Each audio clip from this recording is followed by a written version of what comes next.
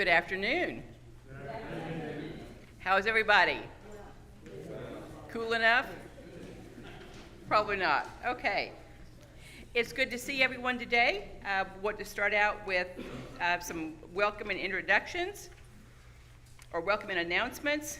The announcement on the back about the fellowship dinner, which you're here, so you probably know about. I did receive a card that I'd like to share, or the church received a card that I'd like to share. Dear friends of Sally Church, thank you for celebrating my sister's 89th birthday on July 23rd, 2023. She was delighted to visit with everyone. The flowers are still beautiful. The rum cake, fat tomato, and chocolate and more are delicious. Sally enjoyed all the attention. Please continue to visit her. She enjoys reading the newspaper and listening to her TV news programs.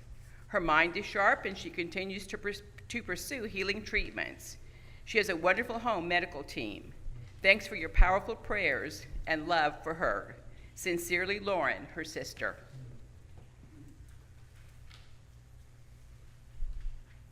It's a joy today to have Cal Hobson with us. As you know, we're deviating a little bit this summer from having just preachers in the pulpit. If you've been in Oklahoma for any length of time, I'm sure Cal's name is very familiar to you. He served in politics in Oklahoma for around 30 years. He's been the mayor of Lexington. He was in the House of Representatives for 12 years and in the Senate for 16 years. He attended OU, where he studied political science and education. He was in the Air Force, and he has a graduate degree from the Air War College. While he was in the U.S., in the Oklahoma legislature, he was instrumental in funding for the Sam Noble Museum of Natural History here in Norman, for the OU National Weather Center, and the expansion of the Fred Jones Museum of Art. All three of those are important parts of our community and add a lot to the value of life here in Norman. And he lives on a fifth-generation family farm in Lexington. So it's our pleasure to have Cal with us today. And he said he's only going to talk 5 hours, so that should be just fine. Are there any other announcements? Dell.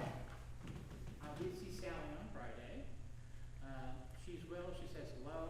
She's off the pain meds. She said she would check with her doctor this week to see if she would come back and see us. So, thank you. Okay, Dell reported that Sally is off her pain medication, and she's going to check with her doctor to see if she can come back and join us. So that's great news. Warren? The Norman Coalition for Refugee Support is having a benefit recital on August the 12th on Saturday at 4 p.m.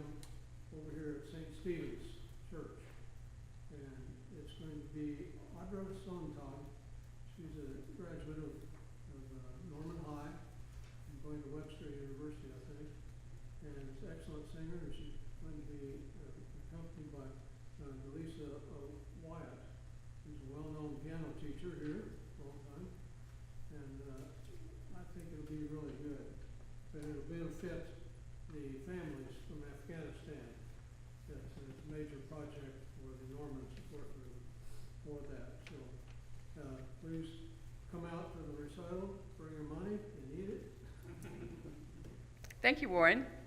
And in case you didn't hear, we are supporters of the Coalition for the Afghan Refugees. There's a concert on August 12th, and there are flyers out in the entryway. So if you're interested, please attend and help that cause.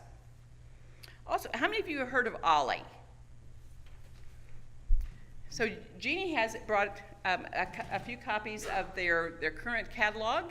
If anyone is interested in learning still, I think everyone should be a lifelong learner. There's some out in back. You can also call them and order them. So if anyone needs the address to get your copy, just holler and I'll share mine with you. Any other announcements? This week, I'm going to ring the prayer bowl. If you were here last week, I forgot. Or if you weren't here last week, I forgot. I'm going to ring the prayer bowl 3 times. We're here today gathered as a church family to fellowship with each other, to get to know each other, but to share our faith also. So let us open our hearts and mind and center ourselves for this time of worship.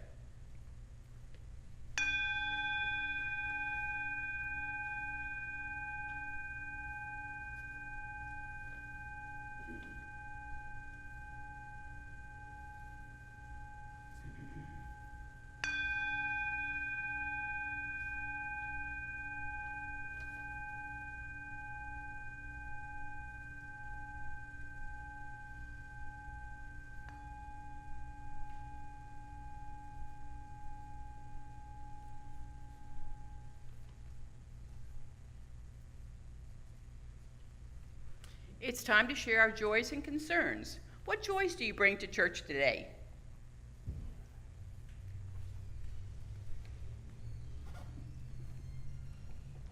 Steve. I shared this on Facebook yesterday, so I think many of you people already know this, but yesterday was the anniversary of when Eddie and I were married in 2008 in San Francisco at the City Hall, right by the bust of Harvey Milk. Can't get any gayer than that. And we've been together for 27 years, but legally married for the 15, and it was a highlight of our life together to be able to do that and share it. Thinking that when we came back to Oklahoma, it'd never be legal here, but it was in California. Lo and behold, it still is. Hopefully the Supreme Court won't be changing that anytime soon, but we're glad to be sharing that with our church family as well. Well, happy anniversary.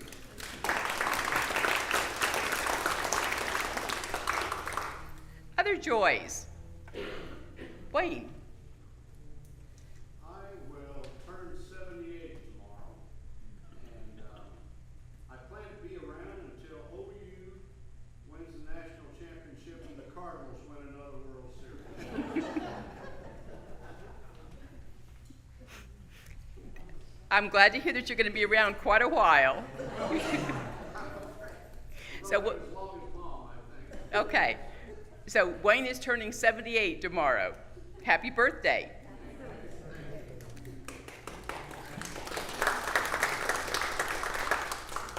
Other joys. Jeannie. Well, I'm delighted that we have Pat to be our speaker today. Thank you.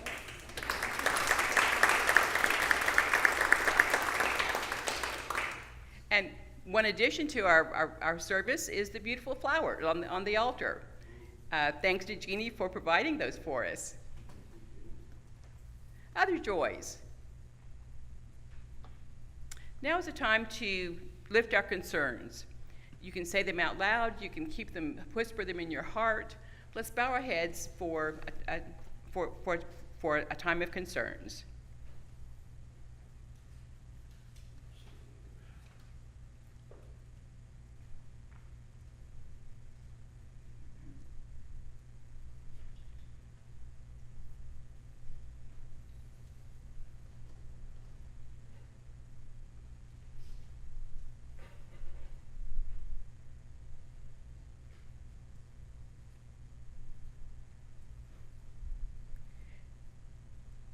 We have lifted up our joys and lifted up our concerns.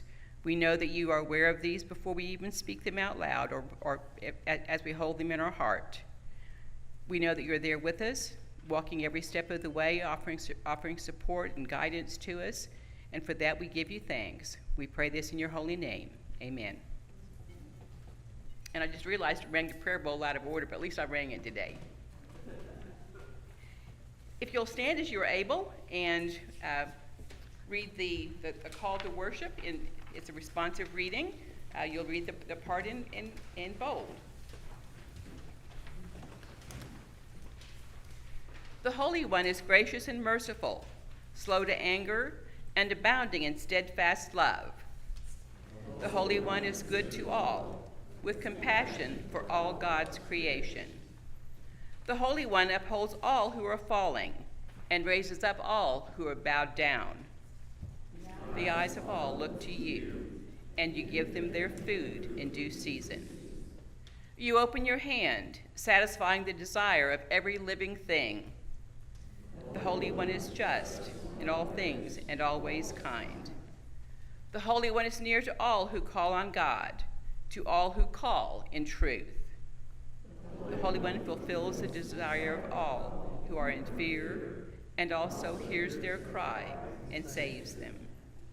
The Holy One watches over all who love the divine presence and will make wickedness no more. My mouth will speak the praise of the Holy One, and all flesh will bless God's holy name forever and ever.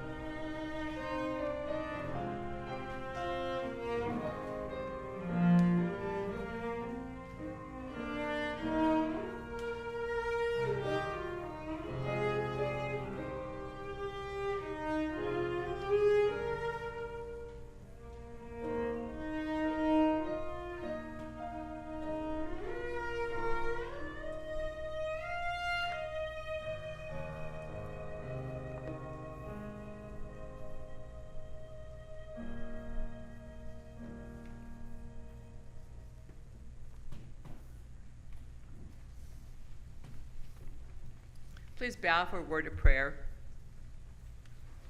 Holy Creator, you created a world filled with everything we need to meet our physical needs: oceans, animals, bugs, people, flowers, and so much more. But we seem to have escalated the destruction of your creation. Animals are becoming extinct because of our need for more land, for bigger homes and more roads. We have to use chemicals to grow larger crops because big business is forcing out family farms. But they're also harming our health in the name of profit. You taught us to love one another, but we didn't learn the lesson very well. There are wars for domination, wars based on ethnicity, wars because we hate. Where did we learn to hate so much? Why do so many people harm those who don't look like they do, believe like they do, or act like they do? But this group of Jesus people can't change the world. But we know that you are present with us as we work to make a change in our community. Be with us, guide us, comfort us as we work for social justice, spread kindness, and walk humbly on this path with you. Amen. Please join me in our version of the Lord's Prayer printed in your bulletin. Our Creator, who is in heaven, holy is your name.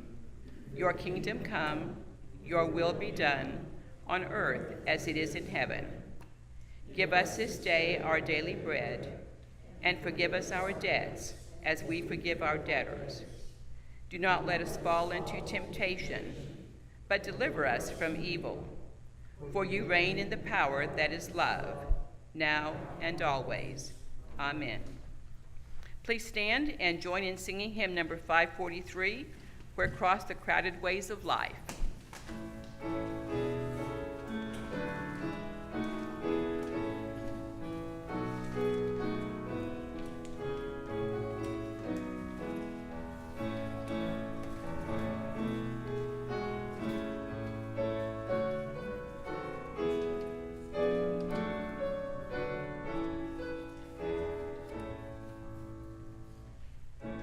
Across the crowded ways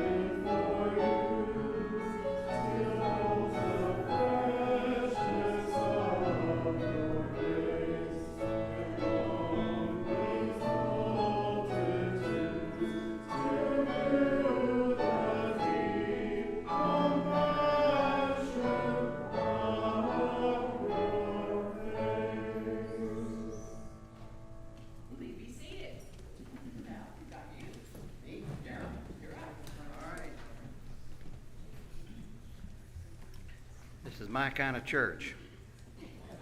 Y'all get with it. It's all business until now. I asked the young lady behind me about how many you would expect today. She said about 40. So I've counted. There's 43. So I'm going to take credit for the extra 3. Appreciate the turnout. I prepared so many notes, and I realized that now I don't need to because several things were said as you all began your afternoon here that I just have to talk about because it brings back memories of certain things. Number one, the fellow that's 78. Where are you? Yeah. I'm 78. It does not go downhill, I want to assure you, but I want to assure you of something else. A woman in Tulsa the other day died, and she was 112, the oldest one in Oklahoma. You may have read about it. You're wanting OU to win the national championship. The last time, I think, was about 2000, something like that. And you want the Cardinals to win. My advice to you is pick one or the other. I think you're just demanding too much of athletes and the good Lord. But I'm with you, brother. I like those teams also, so good luck on that.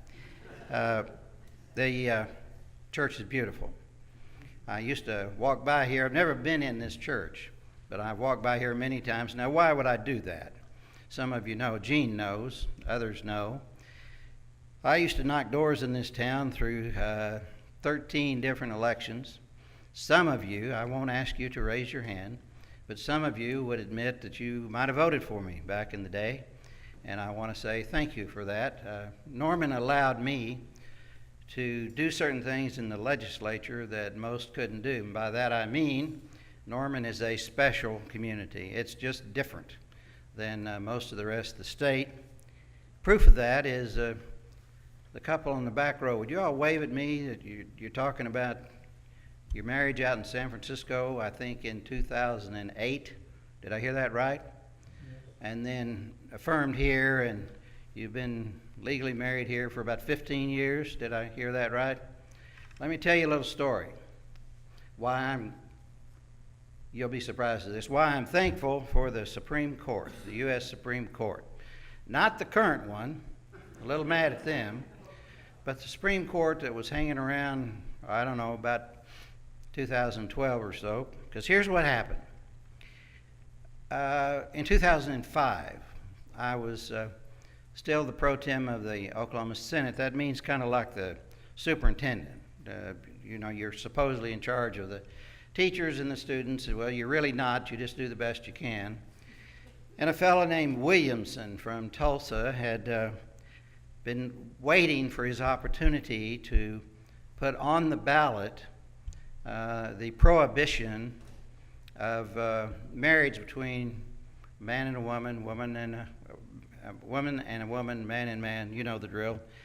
And I'd never lost a bill, and I didn't want to lose this vote either, but I knew the reality of the legislature back then. Just because you're a Democrat doesn't mean you're just a wild-eyed liberal from Norman. There's some other different kind of Democrats. Anyway, the discussion started.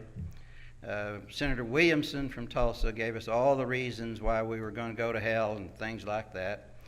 And I went into my office and thought about what I should do as pro tem of the Senate in what was clearly going to be a losing cause. And I'm not telling you that I had a special moment where the Lord told me what to do. That wasn't who did it. It was my administrative assistant who did it. His name's Vic Thompson, and he came into my office. I was off the floor, and he said, "You're going to debate against this, aren't you?" And I said, "Vic, my caucus is almost, totally against it. I don't want to make them all mad. I like the job I have." And he said, something along the line, "You need to grow a spine." So I walked out on the floor, and I was the only one debating against the proposal. And the vote was 35-7 against me. Pro Tem's got a lot of power. 35-7 against me. 2 blacks and 4 women joined me in voting no, and it's one of the best votes I've ever cast. And I'm proud of it today, and I'm proud of the Supreme Court back in 2012 when they said marriage between a man and a man, a woman and a woman, is legal in this land. And you know what happened after they did that? The world did not come to the end. People proceeded with their lives. People loved each other. And not a word from all those people in the legislature that had voted in order to put that on the ballot. Remember, the public voted on that, put it in our Constitution by a vote of 72% to 28%. The vast majority of the 28% probably lived in Norman. That's how that works up there. So, that memory, I'm glad I was reminded of it. I admire you both so much for your courage, your love, your affection, and the fact that you're here today. It's brightened my day already, and there's some things I remember about the legislature that didn't brighten me so much. I've been gone for 17 years. Let me ask you, raise your hand if you remotely remember when I was in the legislature. Oh, this is trouble. I'll have to revise my remarks significantly and drop out some things since you do remember.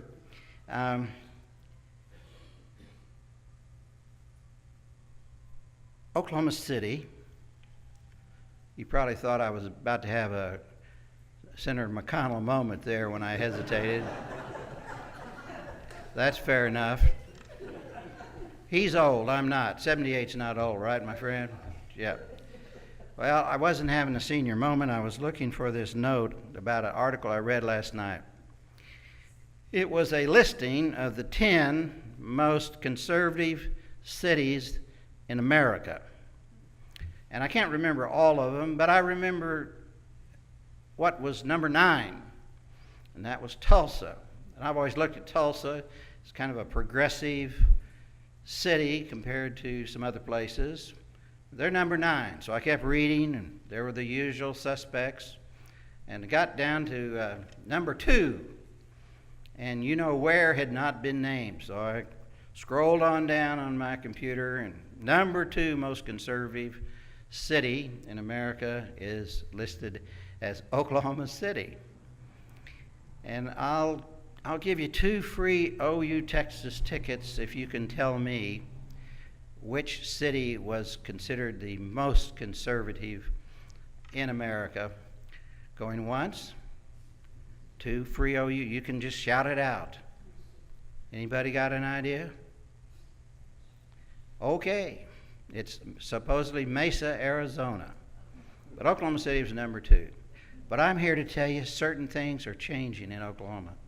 If you look at how some of the votes have come down, and I'm allowed, I think, to talk about votes in this church. I hope I am. I just can't tell you how to vote, Democrat. But I can discuss it. I think Oklahoma City and Tulsa are changing the attitudes, the makeup, the people that live in those cities. It's changing. So for those of you that worry about some of the things that are being passed in our legislature, I promise you this, and I've made a lot of promises in the past, but I promise you that as long as my friend over here and I live, and I hope it's as long as that lady that lived to be 112, I hope you will continue to see changes, and I'll do this at the last, but I've become increasingly concerned about some of the meanness and narrowness and selfishness of our current legislature, and it's increasingly moved in that direction over the last decade. If I have time, I'll tell you why. I was told when I walked in, you can have 3 hours. I laughed, said, how about 5? But I know the rules. You want out of here, because most of you sat in the back. I don't blame you. I used to do that. I used to go to the Baptist church in Lexington. I really did. Had to sit towards the front because there was a girl I was trying to date. And she was always bugging me, you need to go to the front and get saved. And after about a couple years of that, I realized that I just couldn't bring myself to go up to the front and get saved in that Baptist church, so I started going to the Methodist church. And they never asked me to come up once, and they also never asked me to speak. So this is a special opportunity. I can't replace Robin Myers. Not going to try. I'm going to talk until I run out of these notes. There's 6 pages of notes. That's probably bad news. So as the moment arrives that I'm supposed to stop, Warren, we're good friends. You just kind of wave your hand when I've overdone it, and I promise I'll stop within an hour, okay? Keep going. I'm holding you from dinner? Okay. Well, that's kind of a big impediment if you're getting ready to eat, but I've got some notes for you here. And I want to make some recommendations on books for you to read. I've become kind of a bookaholic instead of an alcoholic, and I brought some for you all to think about. So let me tell you what they are. If you haven't read this book, grab it sometime. It's called The Great Oklahoma Swindle by Russell Cobb. He teaches up in Canada, but he knows a lot about Oklahoma. And if you want to read a book that illuminates what we are challenged with in Oklahoma, it's this one. And I marked a little paragraph I want to read you all out of this book, and then you can shout out amen if this fellow's right, or you can just, in your own mind, think he's right. Let me read you this paragraph about Oklahoma that this fellow wrote. He says, in The Great Oklahoma Swindle, Russell Cobb tells the story of a state rich in natural resources and artistic talent, yet near the bottom in education and social welfare. That's the heart of what I was going to say today. So if you remember that sentence, you can forget all the rest that I'm going to say. But I brought more books. Anybody remember Dr. Harry Holloway, professor at the University of Oklahoma? Wonderful.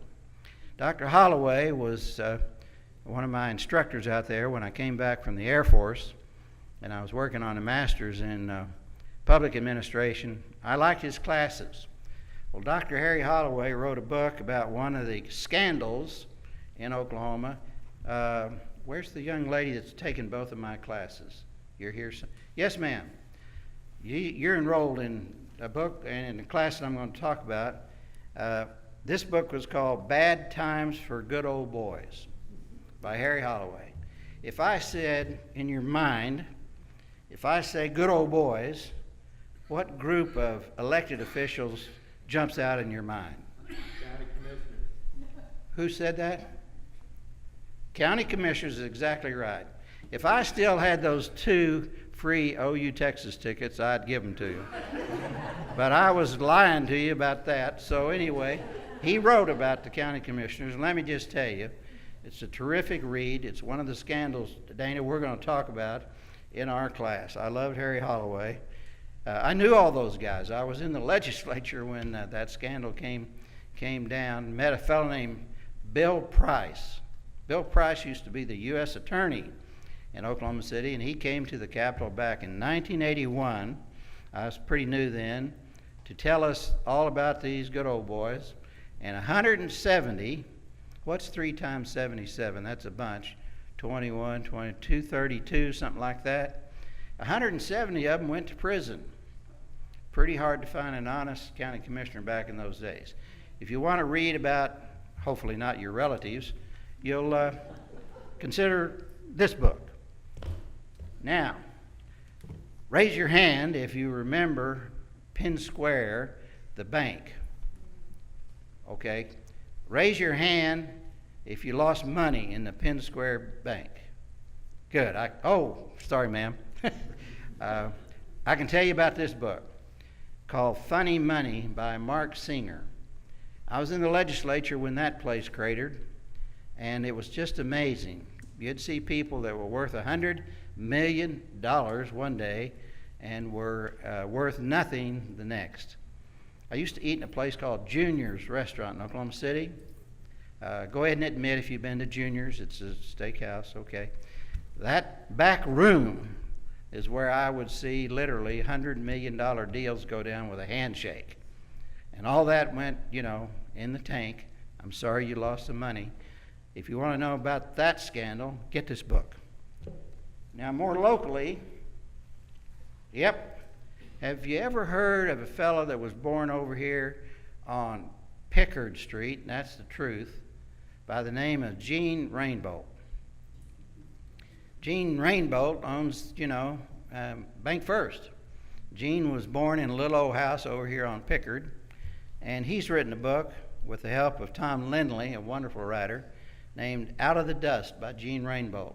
If you want to know about Oklahoma for the last 80 or 90 years, Gene's 95 or so now, he's the oldest surviving victim of COVID in Oklahoma. When he caught COVID when he was 91 or 92. That's a bad time to catch COVID. There's no good time. But he survived. I talk to him frequently. If you're interested in his point of view, Out of the Dust, wonderful writer, wonderful man. Now, if you want to know more about what a lot of people are or have been in Oklahoma, I think I'll save this one for last. Get this book. It's called Tall Grass, Big Dreams, written by Tom Lindley. And Warren knows all about the tall grass prairie land up in Pawhuska, Osage County. You've got a movie coming out, as you all know, about the Osage Indians, all that stuff coming out in October. This is a remarkable book about tall grass prairie in Oklahoma and the kinds of people that lived up there. The Osages were forced out of Kansas, as you all know, and they gave them the worst land in Oklahoma in the 1880s. But something happened, and I think you know what it is.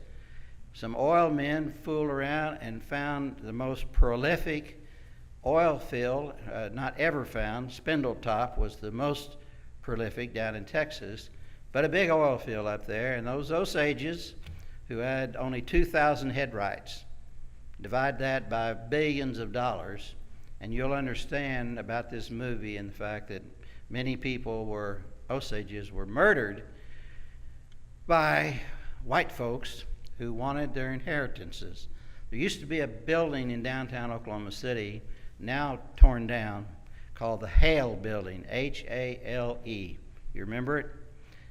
The biggest culprit, the worst guy in the Osage thievery was a guy named Hale. Built that building, no longer here. Finally, a book about an enormous racist, awful man almost all of his life. This man probably had as much to do with Oklahoma as any other person in the history of Oklahoma. Now, and he was an elected official many times. Now, who would fool around and elect a racist in Oklahoma? Well, hell, excuse me, sorry. I'm used to talking politics in different settings.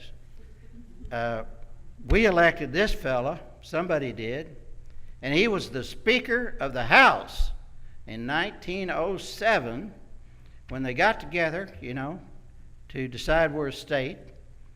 Later, he became governor of this state many years later, and they still elected him. He has a name. His name is Alfalfa Bill Murray. Some of you knew that. Read this book. It can be kind to him on some occasions, and other occasions told the truth. Alfalfa Bill was a horrible man in his political dealings, but he also was very effective. That's dangerous. You want people in politics to be effective, yes, but not for the wrong reasons. And he liked his job oftentimes for the wrong reasons. He did have a good idea one time. He was going to invade Texas. Remember that? He sent the National Guard down to Texas, and look what Stitt's done. I don't think Stitt's trying to be like Alfalfa Bill, but we've got our troopers down there along the river right now in the Oklahoma National Guard. I was in there a long time myself. They're guarding the Rio Grande. Well, Stitt probably got the idea from Alfalfa Bill, because Alfalfa Bill sent a bunch of troopers down to the Red River because he didn't like where Texas was thinking the line was drawn in the Red River between Oklahoma and Texas. Anyway, read it if you want to. Now, my official notes that I've given you reading assignments, and I've already been told I'll be welcome back next week to make sure you've read your reading.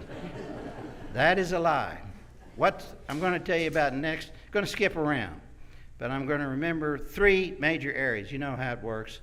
You always have 3 main points in a speech. And by the way, best rule of thumb about giving a speech is the following, and I learned it in Squadron Officer School down in Montgomery, Alabama.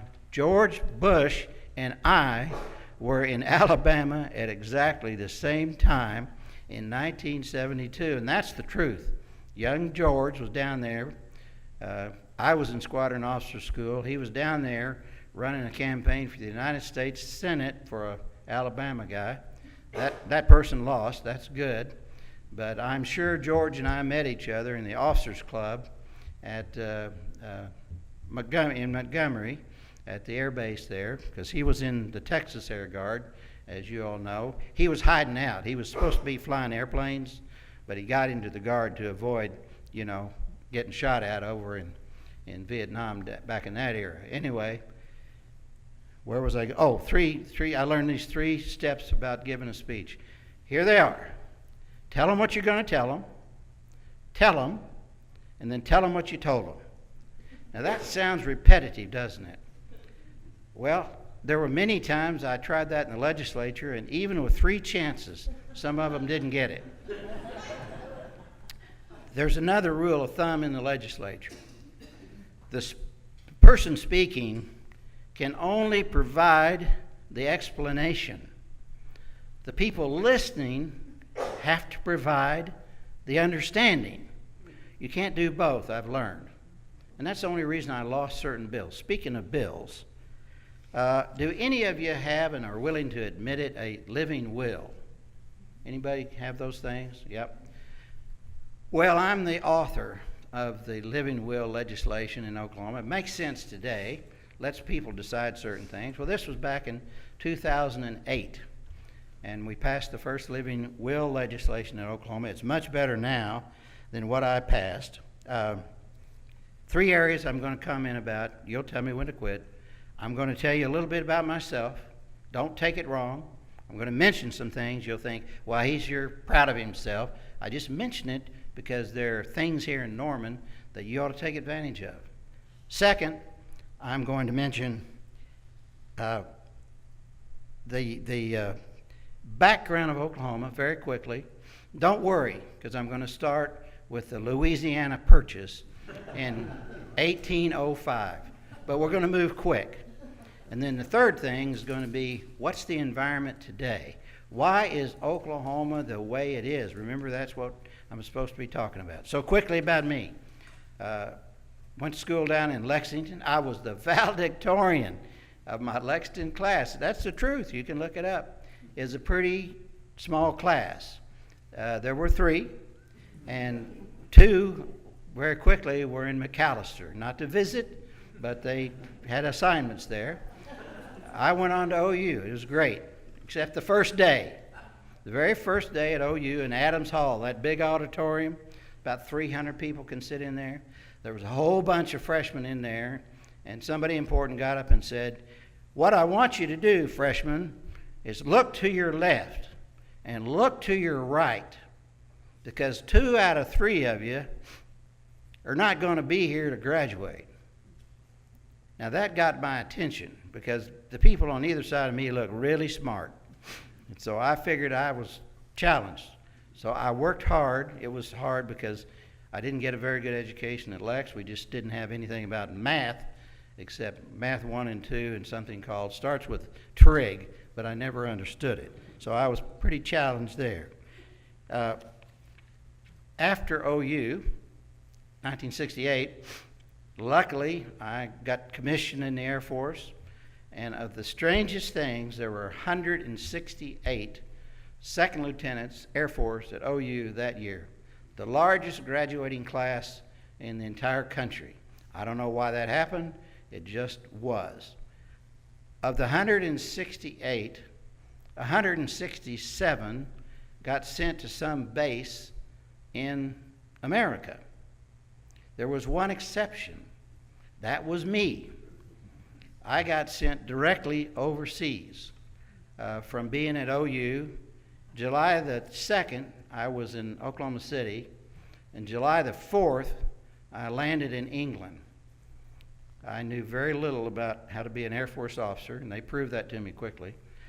Anyway, I was the only one assigned overseas, supposed to go to some place I didn't understand. It's called Atheni Airport.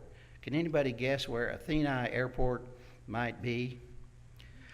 It's in Athens, Greece. And the captain who told me about my order said, "You are lucky," finish the sentence, "that's a great assignment, lucky you."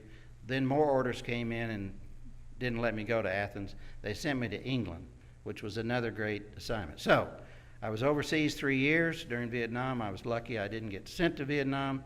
Then I went to the Pentagon for 3 years and was on the air staff there. Came back here, fast forward, moved back in my great-grandfather's old house in Lexington. He was a part of the land run of 1889, first doctor in Lexington, one of the first. Anyway, in his old house down there, still there. Came back to Lex, went to graduate school. What else did I do? Oh, Gene and others, if I told this story, just forgive me. Here's how I got into politics. One evening, the town board of trustees, little towns have what they call trustees. And we had 4 trustees and the mayor. And each of the trustees has 1/4 of the town, okay? And Lex's got 1 stoplight, so it's not a big deal. But I had an idea about good government. I'm full of ideas about good government, as some of you know. So I went down to the city council meeting that Tuesday, the board of trustees, and I was the only one there except them and the clerk. Thank God for the clerk, because the 5 guys on the council spent most of the time talking about fishing and hunting and all that. She kept them on pace. Anyway, they finished their work. Old Claude Baxter was the mayor. Claude had a gavel of all things with nobody there. Said, "Meeting over." And Margaret, the clerk, said, No, we have a guest. Well, right over here. You all remember Calvin. He used to play basketball, remember? "Oh, yeah, what's he want?" Well, I said, "I just want to make a suggestion about safety for our school kids." Well, they wanted to leave and go to Ruby's Cafe for coffee like they always did, but they let me speak. And here's what I said. I've noticed that the kids, when they leave the highway, walk into school, they have to walk in the street, 4th Street, because there aren't any sidewalks. And shouldn't you put in some sidewalks and then one little stop sign? Just one little stop sign, so the guys driving real fast to school in that 4-block stretch would have to at least slow down, and it'd be a safety issue for the kids and all. Doesn't it make sense? Safety, sure. Perfect idea. Well, one of the 5 guys and on the board said, "Look, I represent your part of town. You're so full of good ideas. Why don't you get on the council, the board of trustees? I quit." I said, "Well, I just suggested," and the mayor says, Claude Baxter says, "Well," and the guy walked out. Claude says, "Well, come up here, we're going to swear you in." And I said, I don't want on the board of trustees. I don't. I just want a stop sign. And Claude says, "Well, you got all these bright ideas. We remember you playing basketball." So I got sworn in that night. Guess what happened? The next month was election time in the town of Lexington in the spring. And all 4 of the other people got beat except me. Now, in a little town, the senior person is the mayor. So I've been there 30 days, and I'm now the mayor of Lexington. And I got power. And so here's what I did. I didn't give up on my stop sign. I found a federal grant. That's right, a federal grant, and applied for it. I knew how to do that. And we got a grant for my stop sign. Now, what do you think about that? Thank you very much. Yeah. But there was a problem. To get the grant, we had to put in 56 stop signs in Lexington. But I'm thinking about safety, and so I accepted the grant. The guys, the workers, put up my 56 stop signs. I thought I'd really done my duty, and one night, remember the movie Cool Hand Luke, where Cool Hand Luke came to town and cut off all the heads of the parking meters? Somebody came to my little town of Lexington when I was mayor and cut every one of the heads off my stop signs. So we had poles, no stop signs, all 56 were gone. Found them out in the country where my farm is, and they'd been kind enough to dump them on my farm. So that's my lesson about giving people more government than maybe they want. They didn't want 56 signs, they didn't even want one. A few things that I piddle around with in the legislature. I'll go through them quick. You'll like some of them, you won't like others. Here we go. This was a big deal way back about saving you all money. Anybody mad about the natural gas prices that have gone up? So yeah. Well, I had a bill in 1979 that saved $3 billion, and we won in front of the United States Supreme Court, and I was a freshman. Can you imagine that? First Living Well told you about that. I kind of think some of you think we lock up too many people in Oklahoma for nonviolent offenses. I'm just guessing, but I think some of you do, because I heard you talk about justice. I'm the author of the only 2 cap bills in the history of Oklahoma that capped the number of people you can cram into the prisons. I was proud of that. It was very hard to do. They both got repealed later, as you might imagine. What else? We have a Department of Environmental Quality. Your previous speaker, I think Dr. Davies, right? He talked about the environment, the danger, the destruction we're doing to our world. And I'm the author of our attempt, DEQ, to not do that as bad as we used to. What else? A college scholarship, I like that. Here's where I may lose you. Did y'all win the lottery last night? It had $1 billion. Anybody? Okay, I didn't think so. Your odds of winning the lottery was 295 million to 1. Well, I'm the author of the Oklahoma lottery. The odds are not that bad, but it's pretty bad. Anyway, it's put $1 billion into education over the last, we passed in 2004, that's 19 years. I think that's a good use of lottery money, so I'm going to brag on the lottery. I'm not ashamed of it. Other people think it wasn't the right idea. Now, I've never seen any of you, I don't think, at Riverwind Casino. And I'm not going to ask you to raise your hand if you've ever been to Riverwind Casino. But I'm the author of the bill that legalized gaming at Indian locations, and I never dreamed it would be quite as successful. Do you know how many Indian casinos we have in Oklahoma? Not as many marijuana outlets. We've got about 1,900 marijuana outlets, and I've got about 65 here in Norman. So anybody needing to do something about their medical difficulties can literally walk to their closest marijuana dispensary. But we only have 135 casinos in Oklahoma. 135. So I was wildly successful with that. California, that has about 15 times our population, has 57 casinos. No other state is even close. What else did I do while you had me up there? Oh, I'm proud of this. Back when I was pro tem, the only way you could have done it when you're the pro tem, because you had some power, oh gosh, I gotta hurry, was $1 a pack on cigarettes. Made sense to me because we had the lowest cigarette tax in the country at the time, except for states that grew tobacco. We don't grow any tobacco in Oklahoma. Lots of marijuana, not tobacco. Anyway, how do we spend that money? We spend it on health care. Raise your hand if you've heard of the Stevenson Cancer Center in Oklahoma City. Raise your hand if you've heard of the Harold Hamm Diabetes Center in Oklahoma City. Yep. We have 2 level 1 trauma centers now. We didn't have any when we passed this bill. What else do we have? Several other many outlets for health care throughout the state. So I'm proud of that $1 a pack. It did the right thing. What else did I work on that you all let me? She's already mentioned these wonderful things in Norman, National Weather Center, the museum, others. Oh, over on 12th Street, I'm really proud of this. You know that county health building over there? I was able to author the money for that because we needed a new county health building, and I bet some of you have. Anybody been to the J.D. McCarty Center? Thank you, thank you, thank you, thank you. Who else over here? Thank you, thank you. Got the money for that thing. That was a fluke, but it worked. And that's a wonderful facility. Thank you all for going. Here's what I'm doing now, 2 classes. I want some of you to enroll if you want to. I'm not sure you're eligible, though. You have to be at least 50 to enroll in my classes at OU. It's called OLLI, Lifelong Learning. Warren's in there. Warren, just bob your head if you like them. Thank you very much. Young lady, you're not old enough. Are you in that classes? Oh, thank you. Dana is taking 2 of them.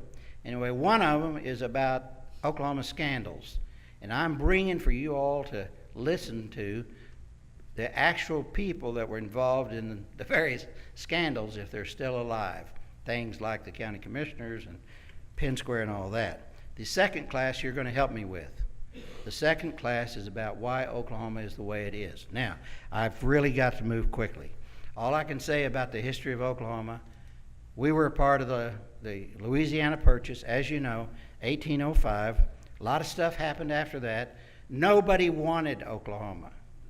That's why Andrew Jackson, that awful president, shipped a bunch of tribal members out here called the Trail of Tears, started in the 1820s and 30s, and those tribes settled in eastern Oklahoma. Who settled western Oklahoma? A whole bunch of other tribes that the cavalry and other people forced to Oklahoma.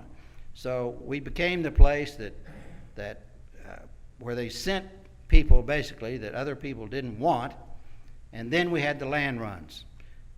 That issue and the tribal arrivals and where the people came for the land runs, the one right down here, Lexington was land run from Purcell.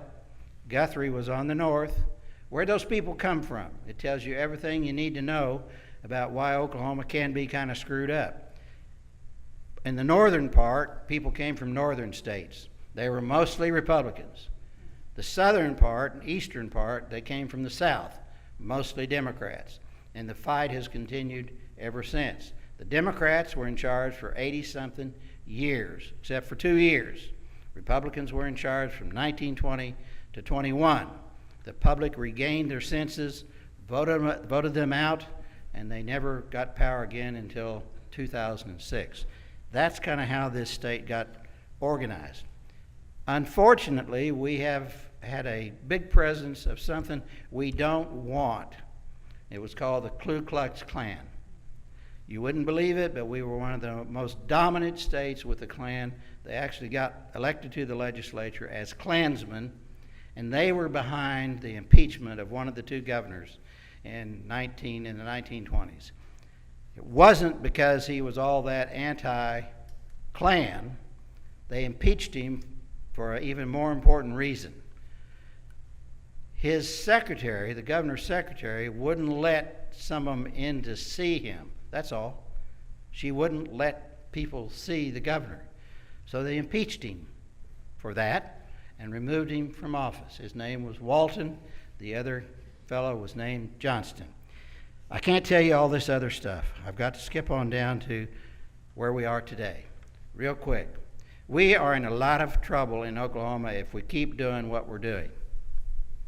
We keep reflecting and behaving and acting like if somebody looks different than us, has a different skin than us, skin color, maybe from some other place, maybe talks funny, maybe doesn't speak our language, we're against them. And it's one thing to be biased as an individual. It's a tragedy when you are biased as an elected body because you do really stupid things. Let me give you an example. Any doctors in here? Doctors? Thank you, doctor. You a medical doctor? Okay, I'm not feeling bad. It's not that. I want to tell you who's trying to replace the doctor over here. 149 legislators want to write the rules for doctors. There's not a single doctor in the legislature. And they write rules about lots of things, including what women can do with their own body. They write rules about transgender children because they don't have any or they haven't met one. They're telling doctors and these minorities how they should behave. I think that's very dangerous. I don't want to be over dramatic, but there's some people that talk the way I remember reading books about Hitler's Germany. Hitler's Germany and how they treated people different than them. You can elect whomever you want. I just want to point out to you my priorities when I was there, which were education, public, health care, a safe and sane criminal justice system, an adequate infrastructure, meaning roads, highways, bridges, those kinds of things, and a tax base that's enough to fund core needs of a state. Those were my priorities. They are not the priorities of our legislature. Some of you went to OU. Some of you love OU, probably most of you. Our state cut funding for higher education more than any other state from 2011 until recently, more than any other state. This year, they gave higher ed some more money, and we're proud of it. We are further behind in real dollars for higher education than we were in 2002. That is destructive to the future of a state. There's an arrogance, anger, a dislike for people with good educations by many people in the legislature because they don't have a good education and they want to punish those that do. I think I better wrap up. I want to find a high note to wrap up on, and that is this. Oklahoma, the first part will not be a high note. The second part will. Oklahoma bothers to vote at the lowest percent of any state. No other state's people vote less than ours do. So when you ask the question, how did so-and-so get elected? He's nuts.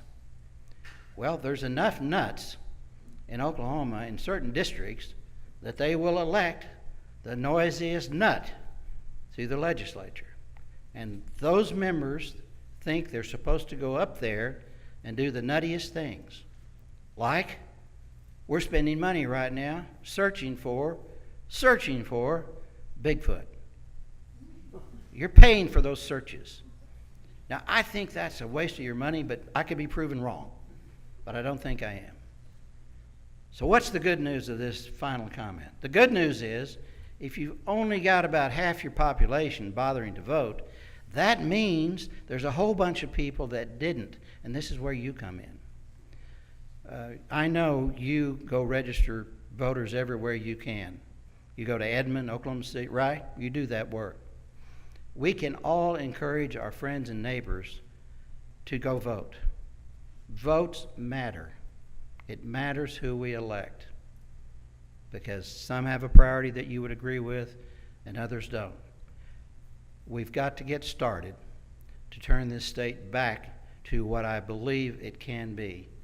The natural resources are incredible here. You know that. We're number 2 in wind energy, number 2. I'm proving it right now with all my remarks. We're number 5 or 4 in solar energy. Get that. We are number 3 in natural gas. We are number 5 in oil. We have more lakeshore miles than any other state except Minnesota. We're in the central part of the United States. That's good for transportation. We have all those things, and we don't take care of them. We don't nurture them. We worship at the altar of low taxes and supposedly limited government. We have low taxes. We don't have limited government. Because when you're in your bedroom tonight, the legislature is looking over your shoulder, determining what you may or may not do. That's wrong. Your home is your private place. So if we can just get 5% more of the public to begin to participate in the very important process of voting, I think Oklahoma's best days are ahead of it, and we don't have to wait until OU wins the national title and your Cardinals win the World Series. I don't want to wait that long. You've been very kind to include me. I'm honored to be here. I appreciate the massive turnout. We popped over 40, which I'm told is what you were expecting. So thanks for coming. Good luck to our ladies Tuesday. Be sure and tune in to the soccer match. We need to get past whoever we're playing and get on to the three-peat. And finally, if any of you have tickets to the new Love softball field that's being constructed and will be open for you all in the fall to go with Patty Gasso and the girls, the ladies, if you don't want to use your tickets, my phone number is area code 4. Let's support those young ladies. They're remarkable. You've supported me. Thank you for letting me be here today, and have a great Sunday night. Thank you.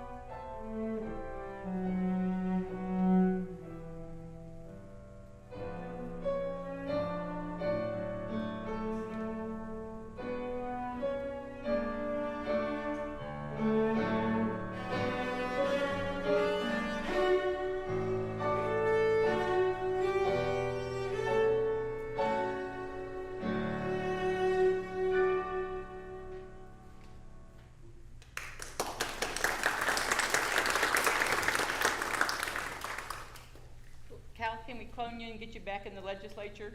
No. No? Okay. I'm going to ask Cal for his list of book recommendations, and I can put those in the newsletter next week if anyone would like that. And just a reminder that after the service is over, make your way to the fellowship hall down this hallway and turn to the left for dinner. If you didn't bring anything, that's fine. You're still welcome. We always have plenty of food, so come join us for dinner after the worship service.